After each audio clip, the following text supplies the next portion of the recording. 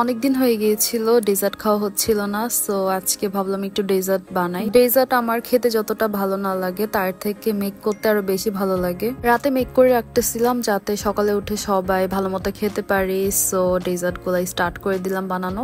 আজকে চিন্তা করলাম একসাথে দুই টাইপের ডেজার্ট মেক করে ফেলি। লাচ্ছা সেমাই শুধু একটা দুধ দিয়ে ভিজাবো, আর আরেকটা হচ্ছে একটু নবাবী সেমাই বানাবো। নবাবী সেমাইটা হচ্ছে আমার হাজবেন্ড খেতে খুবই লাইক করে।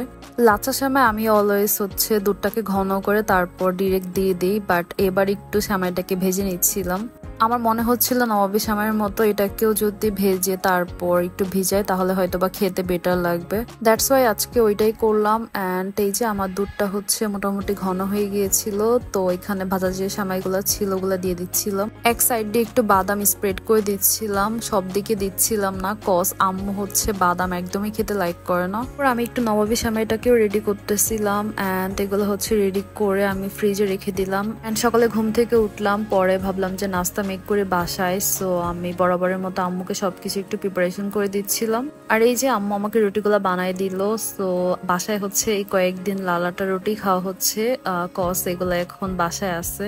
এই আটা রুটিগুলা গরম গরম খেতে খুবই মজা হয়, সো ট্রাই করি গরম গরম খাওয়ার জন্য। আর আজকে সবগুলা রুটি এত ফুলতেছিল দেখে ভালো লাগতেছিল, মানে রুটি একটু ফুলকো ফুলকো না হলে দেখতে একদমই ভালো লাগে না। রুটিগুলো ভাজতেছিলাম আর পাশে হচ্ছে আমি একটা ভাজিও মেক করতেছিলাম, কজ আমার হাজবেন্ড হচ্ছে সেমাই বা অন্য কিছু দিয়ে খাবে না, সো তার জন্য একটু ভাজি করে নিচ্ছিলাম। আর এই যে সবকিছু রেডি, এখন হচ্ছে সার্ভ করার পালা, সো আমি সুন্দর করে একটু সার্ভ করতেছিলাম। আর আজকে ভরপুর একটা নাস্তা করলাম।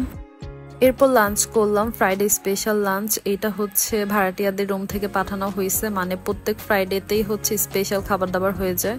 বিকেলের পর একটু বাইরে বের হয়েছিলাম, যমুনাতে চলে গিয়েছিলাম। অনেক দিন যাবত হচ্ছে বাইরে একদমই যাওয়া হয় না, সো আজকে ভাবলাম একটু বাইরে গিয়ে একটু ঘোরাফেরা করে আসি, সো মনটা ভালো লাগবে। আর বাইরে যাওয়া মানে খাওয়া দাওয়া করা, সো একটু ডোসা খাচ্ছিলাম, সাথে হচ্ছে কোল্ড কফি ছিল। আর আজকে এগুলো সব আমার পিচ্চি জামাই আমাকে ট্রিট দিয়েছে, ও আমাকে ইনশিওর করতেছিল বউ তোমাকে আজকে কিন্তু আমি খাওয়াই দিছি। দেন বাসায় চলে আসি অনেকক্ষণ ঘোরাফেরা করার পর। আর বাসায় এসে দেখি যে নেহারি পাঠানো হয়েছে বাসাতে। নেহারি আমার হাজবেন্ডের খুবই পছন্দের একটা খাবার, সে যখন শুনছে আজকে বাসায় হচ্ছে নেহারি আছে তখন থেকে নাকি তার খাওয়ার জন্য ক্রেভিং হচ্ছিল। এরপর সবাই আসলো আর নেহারিটাকে হচ্ছে একটু গরম করে নিচ্ছিলাম যাতে গরম গরম খেতে পারি। আর আমার হাজবেন্ড হচ্ছে বাইরে থেকে আসার সময় রুটি নিয়ে আসছিল, সাথে মিক্সড একটা সবজিও ছিল, এখানকার বেস্ট একটা সবজি যে, সো সবকিছু দিয়ে মজা করে খাচ্ছিলাম।